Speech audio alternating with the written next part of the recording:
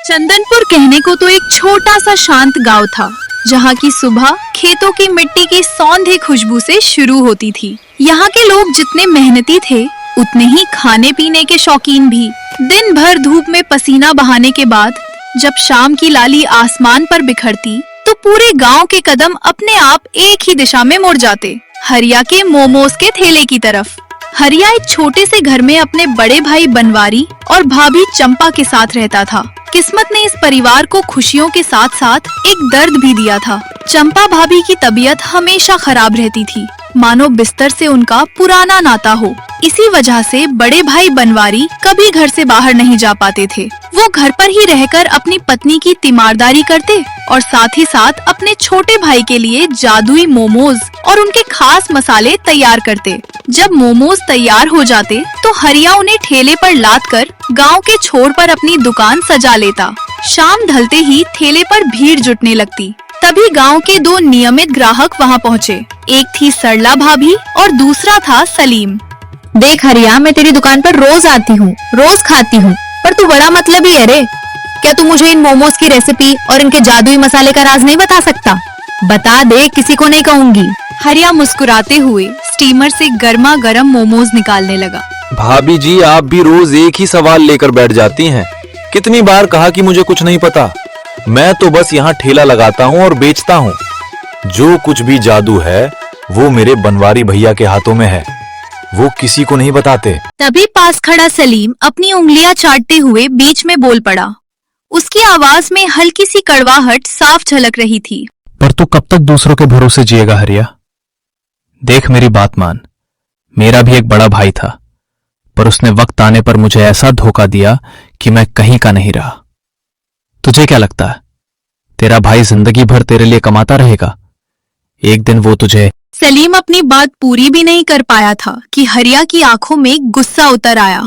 सलीम भाई, खाना है तो शांति से खाओ, पर मेरे भैया के खिलाफ अगर एक शब्द भी जुबान से निकाला तो मुझसे बुरा कोई नहीं होगा।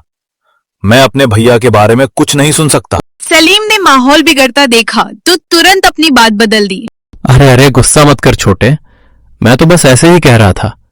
चल, गुस्सा छोड़ और एक प्लेट मोमोज और लगा दे। और सरला भाभी, आप भी सिर्फ बातें बनाने आई हैं या मोमोज भी खाएंगी? अगर पूछना है तो रास्ता नापिए। दोनों ने चुपचाप अपनी अपनी प्लेटें ली, मोमोज खाए और वहां से निकल गए। देखते ही देखते ठेले पर लोगों का आना जाना लगा रहा और हरिया के हाथ तेजी से चलते रहे। सूरज अब ढलने को था। ठेले पर सिर्फ कुछ ही प्लेट मोमोज बचे थे। उसी समय शहर की चमक दमक से सराबोर दो परदेसी बाबू वहां आकर रुके। उनके कपड़े और बात करने का अंदाज गांव वालों से बिल्कुल अलग था। वे आपस में अंग्रेजी में बात कर रहे थे। हरिया पढ़ा लिखा था, इसलिए उनकी सारी बातें समझ रहा था। Hey brother, how much for these momos? What's the price? Sure sir, it's very reasonable. हरिया की धारा प्रवाह अंग्रेजी सुनकर दोनों परदेसी बाबू हैरान रह गए। अरे भाई, तुम गांव के होकर इतनी शानदार इंग्लिश बोल रहे हो और यहाँ गांव में मोमोज का ठेला लगा रहे हो। ये हुनर और ये काम। क्या करे साहब, मजबूरी है। बड़े भैया घर पर रहते हैं क्योंकि भाभी की तबीयत बहुत खराब रहती है। उन्हें इस हाल में अकेले छोड़कर मैं कहीं दूर नहीं जा सकता। बड़े बड़े शहरों की कंपनियों से कई ऑफर आए, पर मुझे इस गांव की मिट्टी और अपनों के बीच जो सुकून मिलता है वो कहीं और नहीं। वो इंसान मूर्ख होते हैं हरिया, जो अपने सपनों को दबाकर जीते हैं। अगर तुमने कोई सपना देखा है तो उसे खुलकर जियो। उसके लिए चाहे भाई हो, भाभी हो या कोई भी, किसी को भी छोड़ना पड़े तो पीछे मत हटो। साहब, सपने अपनी जगह हैं और अपने अपनी जगह। मैं अपने भैया भाभी के लिए अपने सपने तो क्या, अपनी जान भी दांव पर लगा सकता हूं। उनके खिलाफ मैं कुछ नहीं सुनूंगा। अच्छा ठीक है, हमारे लिए 4 प्लेट मोमोज लगा दो। हरिया ने फुर्ती से 4 प्लेट गर्मा गर्म मोमोज तैयार किए और उनके सामने रख दिए। दोनों ने जैसे ही पहला निवाला खाया, उनकी आंखें चमक उठीं। ओह माय गॉड, क्या लाजवाब स्वाद है। ऐसा स्वाद तो हमने शहर के बड़े बड़े 5 स्टार होटल में भी नहीं चखा। भाई, सच तुम्हारे हाथों में तो जादू है। साहब, ये जादू मेरे हाथों में नहीं, मेरे बड़े भैया के हाथों में है। आज उन्हीं के मसालों की बदौलत ये पूरा गांव मुझे जानता है। सच में? हम तुम्हारे भैया से मिलना चाहते हैं, तुम्हारा घर कहाँ पड़ता है? गांव के किनारे एक छोटा सा घर है साहब। किसी से भी पूछ लीजिएगा बनवारी का घर कौन सा है, कोई भी बच्चा आपको रास्ता दिखा देगा। ठीक है, आज तो देर हो रही है, किसी दिन फिर आएंगे। सिर्फ मोमोज खाने नहीं, तुम्हारे भैया से मिलने भी आएंगे। धीरे धीरे रात घनी होने लगी। ठेले का सारा सामान खत्म हो चुका था। हरिया ने अपना ठेला समेटा और घर की ओर चल पड़ा। घर पहुंचकर उसने दिन भर की कमाई चुपचाप बनवारी के हाथों में रख दी। पूरे दिन की थकान उसके शरीर पर हावी थी। वो बिना कुछ खाए पिए खाट पर लेटा और कुछ ही पल में गहरी नींद में खो गया। अगली सुबह सूरज की हल्की किरणें पूरे चंदनपुर में फैल रही थीं। तभी हरिया के घर के बाहर किसी अनजान आदमी की तेज आवाज गूंजी। बनवारी भाई, ओ बनवारी भाई, जरा बाहर आइए। हरिया, तुम भी बाहर आओ। अनजान और रौबदार आवाज सुनकर बनवारी और हरिया दोनों चौंक गए। दोनों घर से बाहर निकले। राम राम भाई साहब, आप लोग कौन हैं और सुबह सुबह हमारे गरीब खाने पर कैसे आना हुआ? इससे पहले कि सामने वाले कुछ कहते, हरिया तुरंत आगे बढ़ा। भैया, ये वही दोनों शहर वाले साहब हैं जो कल शाम मेरे ठेले पर आए थे। मैंने बताया था ना, ये आपसे मिलने की बात कर रहे थे। जी साहब, बताइए, इस गरीब से क्या काम आ पड़ा? देखो बनवारी, हम शहर से तुम्हारे लिए एक ऐसा ऑफर लेकर आए हैं जो तुम्हारी पूरी जिंदगी बदल देगा। हम तुम्हें नकद 1 लाख रुपए देंगे। सिर्फ इतना ही नहीं, तुम्हारी पत्नी का इलाज शहर के सबसे बड़े अस्पताल में हमारी कंपनी अपने खर्चे पर करवाएगी। लाख रुपए! और चंपा भाभी के इलाज की बात सुनते ही जैसे पूरे आंगन में सन्नाटा छा गया। हरिया की आंखें चमक उठीं, लेकिन बनवारी का चेहरा बिल्कुल शांत था। बस बदले में हमें मोमोज का सीक्रेट मसाला और पूरी रेसिपी दे दो। बोलो, मंजूर है सौदा? बनवारी ने बिना एक पल गवाए दृढ़ आवाज में जवाब दिया। माफ कीजिए बाबूजी, बनवारी अपनी मेहनत पर भरोसा रखता है, किस्मत के जुए पर नहीं। मुझे इन पैसों का कोई लालच नहीं है। मेरे लिए गांव वालों का प्यार और उनका भरोसा ही सबसे बड़ी दौलत है। मैं अपने बुजुर्गों की दी हुई ये अमानत किसी कीमत पर नहीं बेच सकता। भैया की बात सुनकर हरिया बेचैन हो गया। भैया, आप क्या कह रहे हो? जरा सोचो तो, 1 लाख रुपए बहुत होते हैं। हमारा घर बन जाएगा, गरीबी खत्म हो जाएगी। सबसे बड़ी बात, भाभी का इलाज हो जाएगा। वो फिर से ठीक होकर अपने पैरों पर खड़ी हो जाएंगी। सिर्फ रेसिपी ही तो मांग रहे हैं। बनवारी ने छोटे भाई की तरफ प्यार से देखा।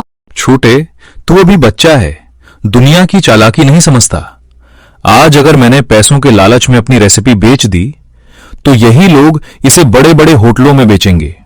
जो स्वाद आज गरीब आदमी सस्ते दाम में खा रहा है, वही स्वाद अमीरों की थाली में कैद हो जाएगा। मुझे अपना ईमान नहीं बेचना। बाबूजी, मेरा अंतिम फैसला यही है।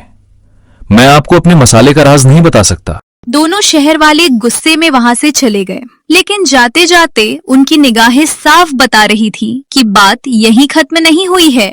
चल छोटे, जो होना था हो गया, अब देर मत कर। मैं रसोई में जाकर आज के मोमोज तैयार करता हूँ। बनवारी हमेशा की तरह पूरे मन से मसाला तैयार करने लगा। थोड़ी ही देर में गर्मा गर्म मोमोज तैयार हो गए। हरिया उन्हें लेकर अपने ठेले पर पहुंच गया। कुछ ही देर में गांव वाले फिर से मोमोज खाने आने लगे। तभी अचानक भीड़ के बीच से एक रौबदार महिला और उनके साथ एक पुलिस अधिकारी हरिया के ठेले तक पहुंचे। पुलिस की वर्दी देखते ही हरिया घबरा गया। उसके माथे पर पसीना छलक आया। तुम ही हरिया हो? जी मैडम, मैं ही हरिया हूँ। मुझसे कोई गलती हो गई क्या? डरो मत, हम तुम्हें पकड़ने नहीं आए हैं। कल जो 2 आदमी तुम्हारे घर आए थे, वो मेरी विरोधी कंपनी के लोग थे। मुझे पता चला कि तुम्हारे बड़े भाई ने उनका बड़ा ऑफर सिर्फ अपने स्वाभिमान के लिए ठुकरा दिया। मैं ऐसे ईमानदार लोगों की बहुत इज्जत करती हूँ। जी मैडम। मैं तुम्हारे साथ ईमानदारी का सौदा करने आई हूँ। मेरी कंपनी के फूड कोर्ट के लिए तुम रोज 530 प्लेट मोमोज बनाकर दोगे? इतना बड़ा ऑर्डर सुनकर हरिया खुशी से भर गया, लेकिन इस बार उसने जल्दबाजी नहीं की। मैडम, सौदा तो बहुत बड़ा है, लेकिन मुझे पहले अपने बनवारी भैया से बात करनी होगी। रेसिपी और मसालों का हक सिर्फ उन्हीं का है। ठीक है, आराम से पूछ लेना, लेकिन अभी तुम्हारे पास जितनी भी मोमोज की प्लेटें हैं सब पैक कर दो। मैं आज ही अपनी कंपनी के लोगों को खिलाना चाहती हूँ। हरिया ने खुशी खुशी ठेले के सारे मोमोज पैक कर दिए। मैडम ने पूरे पैसे दिए और वहां से चली गई। शाम पूरी तरह ढलने से पहले ही हरिया खाली ठेला लेकर घर लौट आया। क्या हुआ छोटे, आज इतनी जल्दी लौट आया? सब ठीक तो है? भैया आज तो कमाल हो गया। शहर की एक बहुत बड़ी कंपनी की मालकिन खुद पुलिस वाले के साथ हमारे ठेले पर आई थी। उन्होंने आपकी ईमानदारी की कहानी सुनी और हमारे साथ बड़ा सौदा किया है। अब हमें रोज 530 प्लेट पोमोज बनाकर उनकी कंपनी में भेजने हैं। अगर वो हमारी मेहनत की कदर करती हैं तो हम भी पूरी ईमानदारी से उनके लिए रोज मोमोज बनाएंगे। सच में भैया? थैंक यू भैया। हरिया की आंखों में खुशी के आंसू थे। उसे पहली बार महसूस हुआ कि सच्ची मेहनत और ईमानदारी कभी बेकार नहीं जाती। अगली सुबह सूरज की पहली किरण भी ठीक से जमीन पर नहीं उतरी थी और हरिया अभी नींद से पूरी तरह जागा भी नहीं था। लेकिन बनवारी हमेशा की तरह रसोई में जुट चुका था। वो पूरे मन और लगन से कंपनी के लिए 530 प्लेट मोमोज तैयार कर चुका था। इतना ही नहीं, उसने गांव वालों के लिए भी पहले की तरह अलग से ताजे और स्वादिष्ट मोमोज बना दिए थे। छोटे उठ जा, कंपनी के लिए सारे मोमोज तैयार हैं, गांव वालों के लिए भी अलग से बना दिए हैं। अब देर मत कर, समय पर पहुंचाना बहुत जरूरी है। वाह भैया, आप तो मुझसे पहले ही सब काम निपटा चुके हो। आज भी आपने कमाल कर दिया। हरिया मुस्कुराते हुए सारी प्लेटें ठेले पर रखने लगा। कुछ ही देर में वो कंपनी के फूड कोर्ट में 530 प्लेट मोमोज पहुंचाकर वापस गांव आ गया और हमेशा की तरह अपना ठेला सजा लिया। शाम होते ही गांव वालों की भीड़ फिर से ठेले पर उमड़ पड़ी। हरिया भाई जल्दी दो, 8 तो सुबह से ही तुम्हारे मोमोज खाने का मन कर रहा था।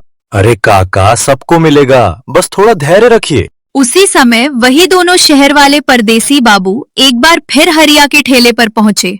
इस बार उनके चेहरे पर पहले जैसा घमंड नहीं था। हरिया 2 प्लेट मोमोज देना। हरिया ने बिना कुछ कहे मुस्कुराकर 2 प्लेट गर्मा गर्म मोमोज उनके सामने रख दिए। दोनों ने पहला निवाला खाया और हमेशा की तरह स्वाद में खो गए। सच कहें तो ऐसा स्वाद आज भी कहीं नहीं मिला। हमें पता चला कि अब तुम्हारी कंपनी से बड़ी डील हो गई है। जी साहब, ये सब मेरे भैया की मेहनत, ईमानदारी और गांव वालों के प्यार की वजह से हुआ है। हम मान गए, उस दिन तुम्हारे भैया सही थे। हर चीज पैसे से नहीं खरीदी जा सकती। इतने में बनवारी भी कुछ सामान लेकर ठेले पर पहुंच गया। राम राम बनवारी जी, उस दिन अगर हमारी किसी बात से आपका दिल दुखा हो तो हमें माफ कर दीजिए। कोई बात नहीं साहब, इंसान से गलती हो जाती है, लेकिन मेहनत और ईमानदारी का रास्ता कभी नहीं छोड़ना चाहिए। दोनों परदेसी बाबुओं ने सम्मान से बनवारी के सामने हाथ जोड़ दिए। आज हमें समझ आया कि असली दौलत पैसा नहीं, बल्कि इंसान की नीयत और उसका हुनर होता है। समय बीतता गया। कंपनी में बनवारी और हरिया के मोमोज की मांग दिन प्रतिदिन बढ़ती चली गई। देखते ही देखते उनका छोटा सा ठेला एक बड़ी और मशहूर हरिया मोमोज सेंटर के नाम से जाना जाने लगा। चंपा भाभी का इलाज भी समय पर हुआ। धीरे धीरे उनकी तबीयत में सुधार आने लगा। जो महिला कभी बिस्तर से उठ नहीं पाती थी, अब घर के छोटे मोटे काम करने लगी थी। हरिया और बनवारी ने अपनी कमाई से सबसे पहले गांव के गरीब बच्चों की पढ़ाई में मदद शुरू की। फिर गांव में एक साफ पानी का हैंडपंप लगवाया और बाद में एक छोटा सा सामुदायिक रसोई घर भी बनवाया, जहां कोई भी भूखा इंसान मुफ्त में खाना खा सकता था। भैया, अगर उस दिन आपने पैसों के लालच में आकर रेसिपी बेच दी होती तो शायद आज हमारे पास पैसा तो होता, लेकिन यह सम्मान कभी नहीं मिलता। छोटे, याद रखना, मेहनत से कमाया हुआ सम्मान दुनिया के किसी भी खजाने से बड़ा होता है और अपने लोगों का साथ, वही इंसान की सबसे बड़ी ताकत होता है। उस दिन चंदनपुर के लोगों ने अपनी आंखों से देख लिया कि ईमानदारी, मेहनत और परिवार का साथ इंसान को वहां पहुंचा देता है जहां सिर्फ पैसा कभी नहीं पहुंचा सकता। हरिया और बनवारी की कहानी पूरे इलाके में मिसाल बन गई। लोग दूर दूर